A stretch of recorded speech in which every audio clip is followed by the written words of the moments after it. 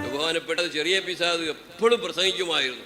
Sheikh Mohiuddin Abdul Khadir Jeelani റളിയല്ലാഹു തങ്ങൾ വിദേഹത്തുകാരോടുള്ള പെരുമാറ്റം, അവരുമായുള്ള അടുപ്പം, മുഖത്ത് നോക്കിയാൽ ഈമാൻ കുറയൂ, എനിക്ക് വേണോ കഴിഞ്ഞ് പരിശോധിച്ച് നോക്കിക്കോ എന്നറിയാം ഉന്നിയത്ത് പറഞ്ഞത്. അത്ര കടുപ്പത്തിൽ ഹുസൈനന്റെ ശേഷം പറഞ്ഞ ഒരാള് ബഹുമാനപ്പെട്ട ഖുതുബുൽ ആലം സി.എം. വലിയുല്ലാഹി ഖദ്ദസല്ലാഹു സിർറഹുൽ അസീസ് ആയിരുന്നു. എൻ്റെ പ്രിയപ്പെട്ട മുഅ്മിനീങ്ങളെ, അതാണ് അഹ്മദുൽ ഖാദിരി റളിയല്ലാഹു തങ്ങൾ പറഞ്ഞ വഹുവ ഫർദുൽ അഹ്ബാബ്. മടവൂർ തന്നെ പറഞ്ഞില്ലേ, എന്നെ ഹുസൈനന്റെ കൂട്ടത്തിൽ പറയാം, ശൈഖ് റിഫായിന്റെ കൂട്ടത്തിൽ പറയാം.